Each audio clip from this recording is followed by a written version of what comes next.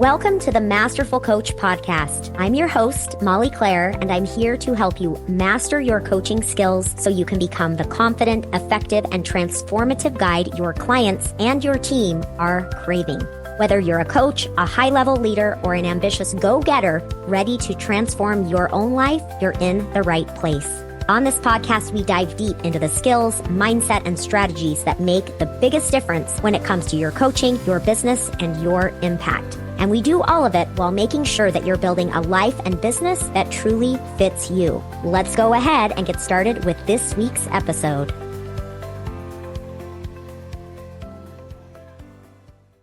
Hey, coaches. We are going to have such a great conversation today. Melanie Fay and I are here to talk with you about resilience as a coach and all the things that means. So it's going to be a great conversation. Welcome, Melanie.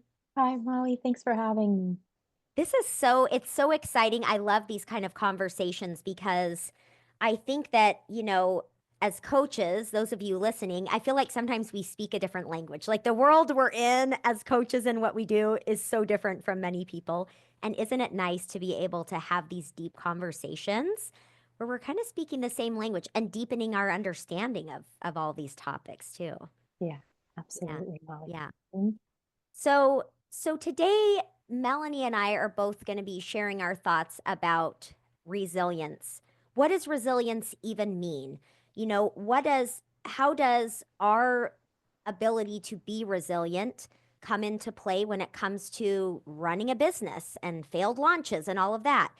What does resilience mean for you as a coach in terms of being able to show up for your clients in a steady way?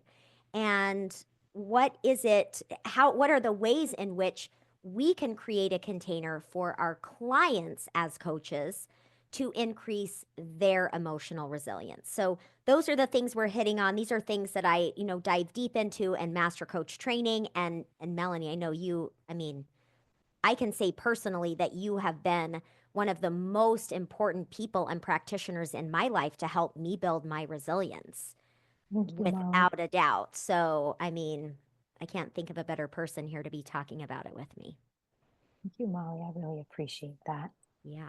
So I'll start us off. I actually looked up the definition of resilience because it is such a grounding thing to do and can be so helpful. Mm-hmm. So the two definitions that come up when you just Google search resilience is one, the capacity to withstand or to recover quickly from difficulties, toughness. And two, the ability of a substance or object, and this is the one I love, the ability of a substance or object to spring back into shape, elasticity. Mm. And I am really appreciative of those two definitions because I think they speak to two very different places in ourselves about what resilience means. And so what I mean by that is the first place, the capacity to withstand or recover quickly from difficulties. When I think about that definition, I start to think about what we talk about in terms of the nervous system. So I'm a tapping coach. I use tapping to help us, the nervous system, get re-regulated. Breath work does this. All the things that are becoming more and more, especially in personal transformation communities, these tools that we're using to help our nervous system come into a more regulated state for the stress to not build up inside us.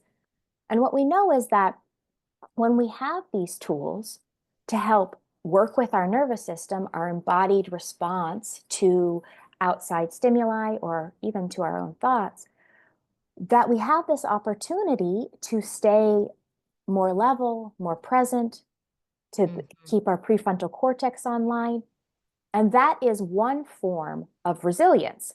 It's this ability to withstand and recover quickly from difficulties. In this case, our nervous system experiencing the world, right? Why does something matter that happens in terms of inside ourselves?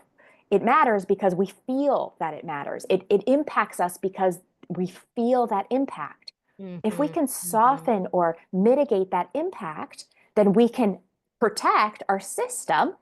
And so our system is more resilient. It lasts Mm-hmm. longer. It's this, and I love this word. I love this word toughness, right? Because toughness toughness is a really interesting word in terms of resilience because I'm gonna just since we're having this is less of an interview and it's more of a chat among friends, ladies and Mm-hmm. gentlemen. Mm-hmm. So That's right. when we talk about this word toughness, I almost want to say that's an outdated or yeah, I'll say it It that way first. strikes me as that too. It's Hmm. like, so I was like on the edge of my seat. I'm like, what's Melanie going to say about toughness? Because that was kind of how it strikes me. Yeah. So toughness, this is what I would say, and I'm so grateful for have the opportunity to say it. Nothing, toughness, toughness, if it's what we have available to us, can save our life and Mm-hmm. does. It Mm-hmm. does. Mm-hmm. That's that muscle through. That's that, that's that I'm just gonna pull up, my shoelaces with my bootstraps. My bootstraps, yeah. Yeah, and I'm going to do it. And I know in a way I'm sort of going into that piece with sort of a lighthearted tone, and I actually don't mean that because toughness toughness deserves respect, right? It is a true form of resilience. Mm-hmm. Here's the and that I think is so important for us as coaches and also what I think coaches do is they create an and, right? Our clients, maybe all they've had is toughness, and their Mm-hmm. bodies and their minds and their psyches are feeling the effects of having to get through. And Yes. then once we add tools, different different modalities of working with the thing that our client or ourselves has always had to get through, then toughness becomes less necessary, right? Mm-hmm. Toughness toughness is a last resort. tough Mm-hmm. Toughness is and but it's one that I deeply respect. And we have these new avenues of resiliency that look like tools, that look like what thoughts am I thinking, that look like how am I regulating my nervous system. Mm-hmm. And we Mm-hmm. could go on and on about the specific modalities there, but I'm going to pause for I, a second, let you talk, Molly, because I could go on forever. well, I think this is such a great conversation. And a few things that came to me first as I was, in that definition, talking about the ability to kind of, right, bounce back, come back. What was it? The first definition Yeah. again? What was the words? Was that it? Bounce back. Yeah, the capacity to withstand. Withstand. Bounce back's the next one, Okay. Okay. this one right now is the capacity to withstand and to recover quickly from difficulties. Recover quickly. That's what it was, right? Mhm. So when I was thinking about that, I just this week in Master Coach training, we've had that we're focusing on the nervous system with Leah Davidson, and we're in there and we're diving into it. And something Leah always says is that, sometimes we have this idea that regulation and better regulation of the nervous system means that we're like this flat line. And Mhm. she's like, that's not true. Mhm. Actually, the indication of a healthy nervous system is that we're able to come in and out of the states with more ease, with more fluidity, and we don't get stuck Mhm. in fight or flight state, right? Or whatever. And so I think that's one thing that I want to highlight is that resilience does not, and I'm going to use tough a little bit, but I'll circle back to my exact thoughts on that as well. But resilience isn't about just being tough or never being affected by anything or just being like flatline or not having emotion. It's just kind of this interesting thing. What's actually true is that the more the more we as human beings, as coaches and for our clients, the more we can um, be with what's going on in our internal world, the more we can be with our emotions, the more we can make space for them, the more we can make space for the thoughts and feelings that flow up and down and round and have the support to do that. That is when we can truly experience more resilience. Because if we're just avoiding things ever being up and down or avoiding anything getting, pushed off kilter within us, that's not really resilience, right? That's not really toughness. That's trying to control things because we don't feel resilient. We don't feel, quote unquote, in control inside. So now I've gone on and on. I have more to say about toughness, but yeah, any thoughts on any Yeah, of that? I'd like to respond directly to Yeah. that. Yeah. So last night I was listening to Eckhart Tolle, and the question that his audience member asked him was, can you ever get rid of the pain body? Okay, and I just want to preface, I don't usually quote things, so if I get any of this wrong, I apologize to the universe and to the interview, but I don't think I will because I thought I really'd like to talk about this. So the question was, can you ever get rid of the pain body? And in Eckhart Tolle's language, for those who don't know, the pain body is these emotions that come up inside us and sometimes take over. And his first response to it was something along the lines of, it's less important, how much, if it's possible to get rid of the pain body, as it is to recognize how much are you identifying with the pain body? How much are you identifying with what's coming up? And when we say identifying here, we mean how much, in the words that Molly just offered us, it's how much space is there around the experience that this painful feeling or this painful perspective, painful thought is coming up in my system. And so if there is space, then we're not just the feeling, we're not just Mm-hmm. the thought, we're the space around it. Mm-hmm. And this Mm-hmm. and having that space around it is what I'd like to say is the second form, which is also what you just said, Molly, is the second form of resilience, because it's the space itself that gives us the ability to bounce back into shape, right? The second Mm-hmm. definition is the Mm-hmm. ability of a substance or object to spring back into shape.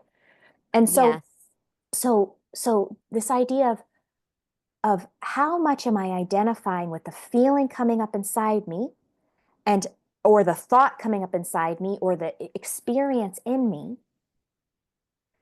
If I'm identifying with it less, if I'm saying this is there and it's okay, right? This is there and it's okay, which is what Molly was just speaking to. This idea of like if you're trying to avoid it, Mm-hmm. our resilience decreases. Where if we kind of are with it or accept it or hold it with a loving space, then there that becomes space.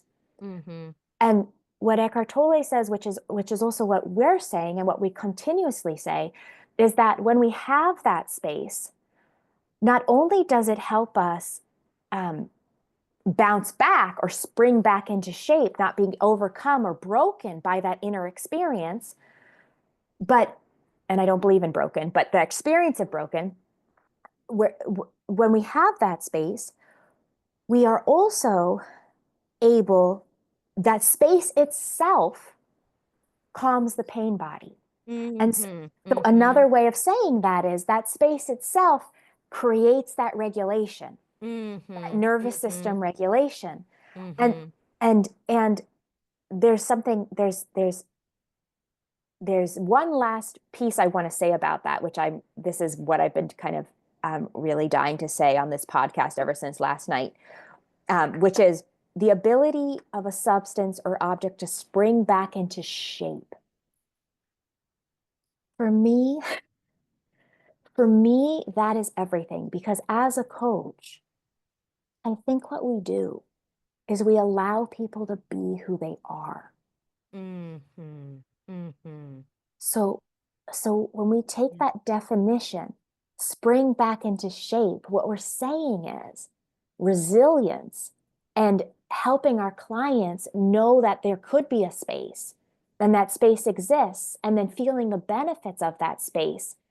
It's helping them spring back into shape, but the shape that is being sprung back to is them. Is them. Oh my gosh. Okay, I wish we had like 2 hours to talk about this, but so many thoughts. I think that I'm going to say this before I forget because this is immediately what came to mind when you said this, Melanie. And now I feel like I'm going to cry.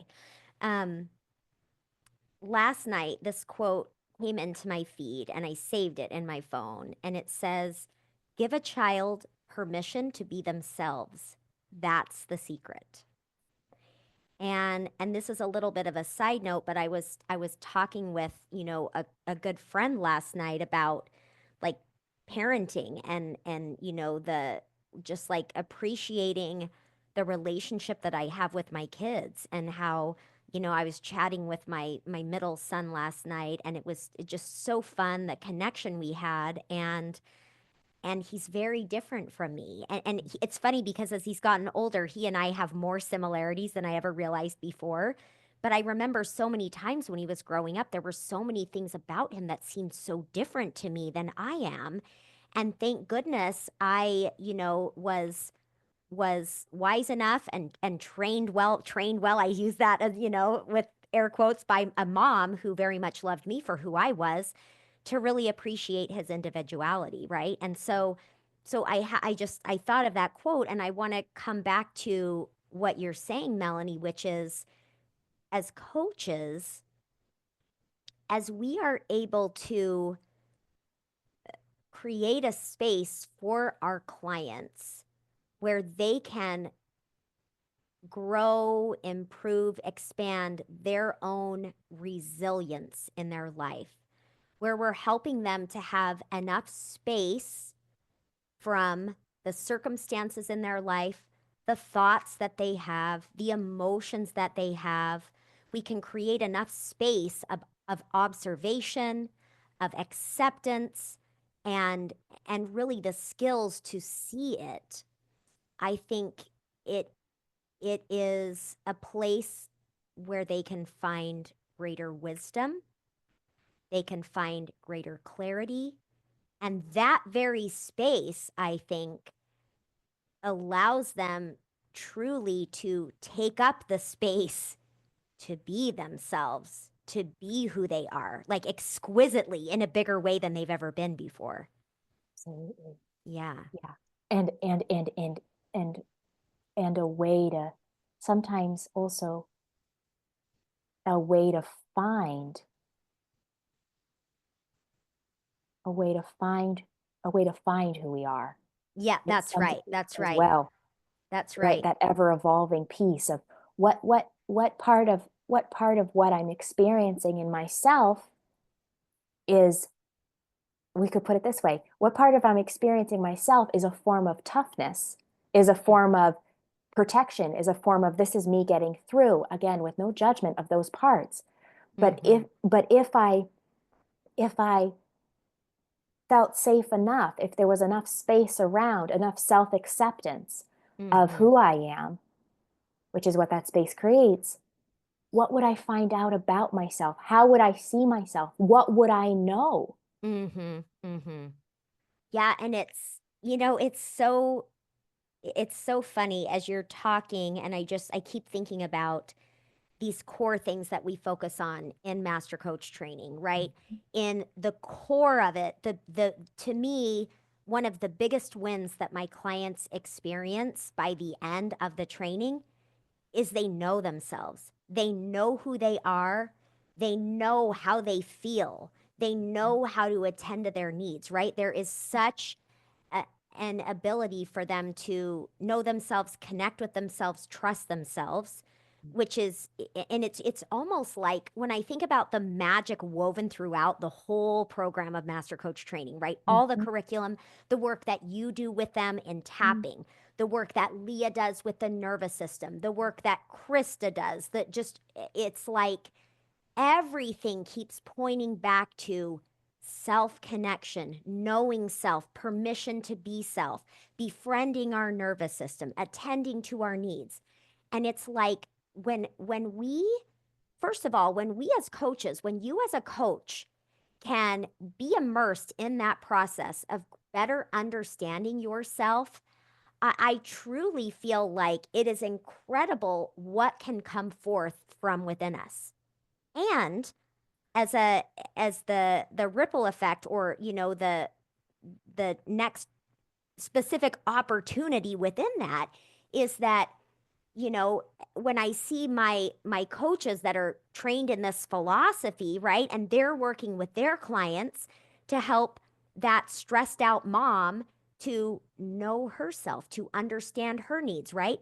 Then not only is the coach like showing up in the world in such a big way, but this client is now feeling like she can show up in the best way. And then guess what happens? She's then extending that gift to all of her kids and her spouse and the people, in her workplace, whatever it is. And so it's just, all this being said, I know I'm kind of going off on a little bit of a tangent here, and yet it's not, because when we can care about knowing ourselves, take the time to know ourselves, take the time to understand our emotions, our thoughts, and to make that space as we build ourselves up, there is a resilience that is naturally built within that process. Yes, absolutely. Yeah. Absolutely. Yeah. And I was just thinking, I was just telling Melanie this on another call in terms Mm. of, some personal things that I'm juggling, and kind of the ups and downs of all of that. And um I was remembering a time when I don't even remember when it was now, maybe like a year and a half ago, a couple years ago. It was like a time when I was feeling, there were so many things going on around me. It was almost unbelievable, the amount of circumstances that any one of them could have thrown someone off kilter. And and I remember being at this moment in time then, where I remember feeling really grateful Mhm. to be in a moment where I had learned the skills and had the support, right, for myself personally, to be able to build up my resilience and my ability to have that space, that I was okay. I was okay despite all of this. And I want to just pause here and make this crystal clear, that had I not been okay, had that thrown me off kilter, I wouldn't have been bad or wrong. I wouldn't have been any worse, right? And the Mhm. truth is that sometimes new things do happen and they do throw us off. So Mhm. so I want to make it clear that this isn't a statement about, oh, I overcame this and now I'm proud of myself because I could be this. But what I am also saying is that it is a gift that is attainable for all of us, that we can have um, more and more peace, more stillness, more resilience. And what a gift it is. And that the times I can say for myself, absolutely, that when I do get, in my words, like thrown off kilter, I'm able to bounce back much more quickly. Not because I'm a better person than I was before, or that I'm, tougher than I was before, but because, thank goodness, I've invested time in building some of these internal muscles, Yes. Yes. Yes. which is Okay. possible for all of us and for our clients. Yep. Okay, I have a thought coming into my head that I'm going to try to try to bring here. So, resilience. Okay. First of all, so we're all listening to this podcast right now, but like so many, like all experiences, feeling the feeling resilience, feeling the benefits of what it is to to attune to what resilience means for ourselves is an experience. It's something that we experience in ourselves, and then creates change. And so a change that's noticeable for us. So going on this zone of, let's call resilience, on one side maybe it's, and no judgments of the sides, just different expressions Mm-hmm. of it. On one Mm-hmm. side maybe it's toughness, on the other side it's deep sensitivity to what is inside me and tools to address that, right? Let's say Mm-hmm. that exists on that continuum. And depending on the moment, for all of us, the moment, we may be accessing our resilience in different ways. We might be tough and moving through the moment, or in another moment, we might be attending to. But all of this is resilience. Once this is the point. This is what I'm really wanting to say.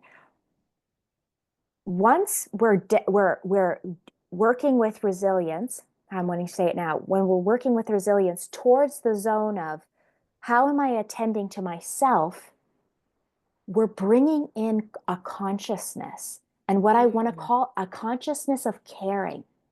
That's a Mm-hmm. conscious, and I'll just say a consciousness of love.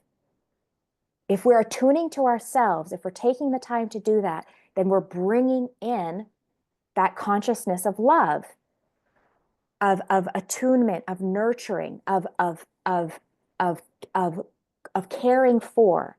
And so if we're doing that, so here's the continuum of resilience. It's all about surviving and moving through. But if we're moving through from this attunement side of resilience, then the attunement brings the consciousness that we are our loving self, and then we are resourced with this space, which also creates, this is the point for all of that I'm saying, change, Mm-hmm. conscious change. Because Yes. resilience, right? Resilience is great in terms of survival, but from a coaching perspective, from this is where resilience and transformation meet. Yes. Because Yes. Yes. resilience takes us through, and that's wonderful. We want to do that. We want to survive. But if we do resilience through care, attunement, these new skills as well, Mm-hmm. then we also are guaranteed to transform, and like Mm-hmm. guaranteed, both in terms of the way we're experiencing the exact moment, the texture of the moment, but as we learn that texture of nutrients, self-love, self-focus, that consciousness inside ourselves of whatever that means. I know I'm using words, and we could talk about them in a lot of ways, but that begins to become us. Yes. Yes. And that's the connection between resilience and transformation, Mm-hmm. where toughness, and I know it's starting to sound sort of judgmental of toughness, but if we're not caring for ourselves, parts of us will be breaking down on Yeah, some. yeah, that's right. Like the toughness, because yeah, it can seem like it's the bad side, right? And you really Yeah, want to be this side. But in truth, right? Like when we can toughen up and go, there are certain situations where that toughness, that survival, thank goodness it's there. Thank goodness we're able to do it. But we don't want that to be the end all be all. That is not that is one option of how we move through things. yeah, And we use that toughness to support ourselves in moving forward and with the hope that also, right, and what can lead more often, not because not because toughness is bad, but because toughness can actually support allowing that opportunity for us to lead more often with that care and nurturing of self, right? exactly, It's a part of it. because we want to have the ability of a substance or object to spring back into shape. Yes, yes, yes. Okay. So I love that you said this and the way you articulated this. And this is why. So, you're listening to this podcast, and Melanie and I are talking about this emotion and this care, like all this, like, flowy emotional language. And I know some coaches are like, okay, we got to get results for our clients. Like, are we just going to always talk about, like, how do we feel? What do we need? And the answer is, how do we feel and what do we need is the platform by which all the changes are made. So this right here is what I want to say loud and clear to everyone, that when when we can um, attend to our nervous system, attend to our emotions, create a space for ourselves and for our clients where we are and now I feel like I'm not articulating it well. So hopefully Melanie can clean up the statement from No, me. this is going to be perfect, Molly. But I want to make it clear that actually I'm going to pause and tell a kind of a funny story. Mhm. So, um, my sister and I, we used to run our business together, and I remember one of our clients that came in, she told us that she was afraid that we were, this was her words, like too nice to actually help her get results. Because my sister and I, we have a similarity, right? And we're kind of smiley and we're really just we have more of a softer touch than many go get them like pounding their fist coaches, right? And she said that and we kind of laughed about it, and of course, because the work in that container was very much about who are you, what are your values, what do you need, she was of course experiencing incredible transformation. So I think that's kind of the perfect way to kind of bring this full circle and hopefully get this point across that the things that we're talking about here and the things I'm always talking about on this podcast about attending to your needs, understanding self, valuing self, and caring about and paying attention to your emotions right alongside the thoughts and the actions and all of it. Making the space for that is truly the platform of inner strength, of resilience, and the way in which we can create the most profound changes for ourselves and for our clients. And it does, in fact, result in better relationships, more income, meeting goals, weight loss, all those tangible things. It absolutely has to start here with those internal muscles of caring about and connecting with self. So, Yeah. Okay, I mhm. pulled it off okay, I think. I Yes, think you it ended did. up clear. Yes.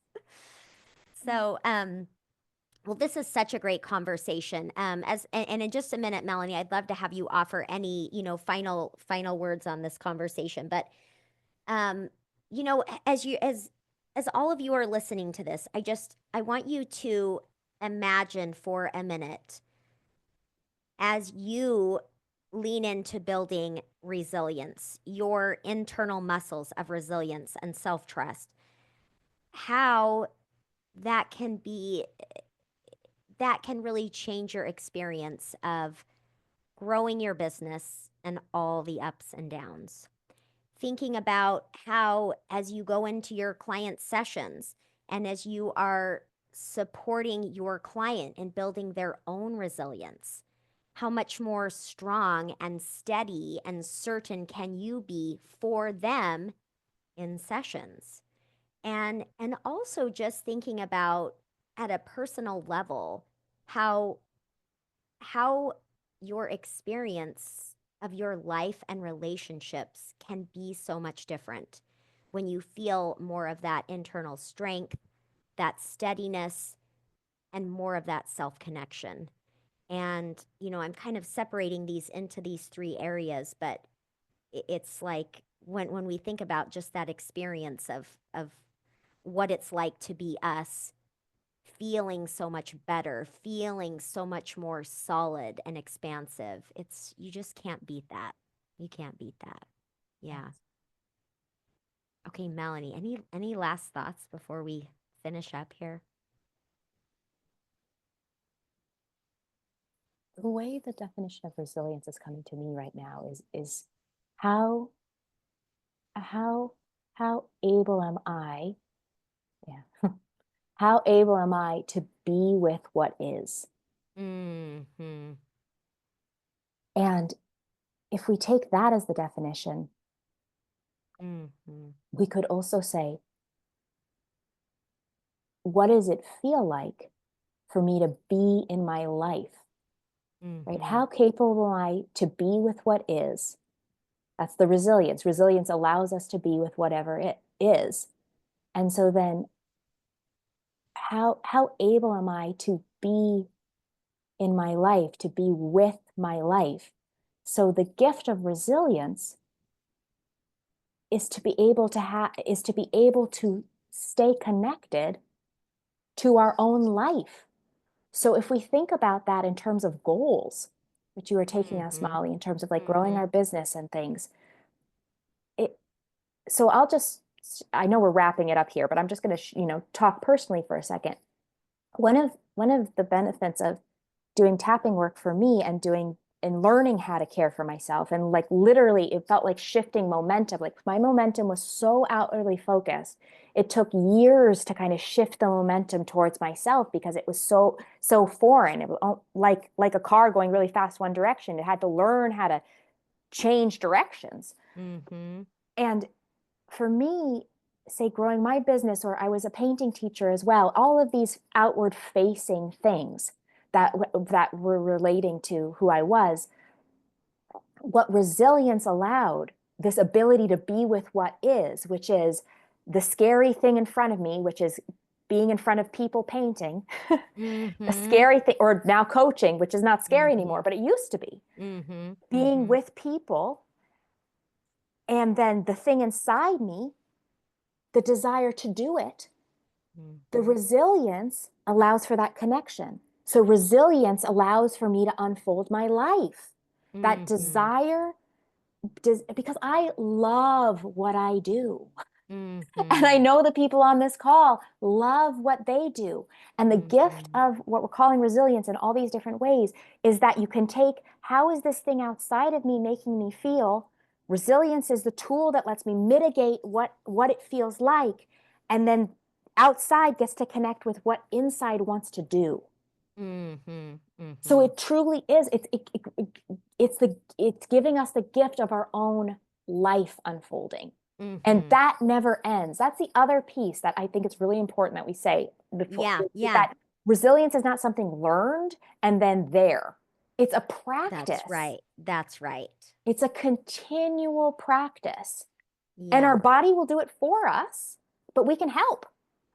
That's right. That's right. Well, it's so funny as you said that I was thinking about a recent podcast interview and that I was on, and the person interviewing me asked about fraud complex. Mm, And he said, he said, when we're leading people through, um, we're teaching them something, and then sometimes, we have our own issues in our life, and then we can feel hypocritical, or we can have this fraud complex. And I told him, I said, I don't feel any fraud complex, because what I'm teaching my clients is we're always engaged in the work, and that we will get dysregulated, that we will experience life and it will challenge us. And this is the way we this is the way we support ourselves within it.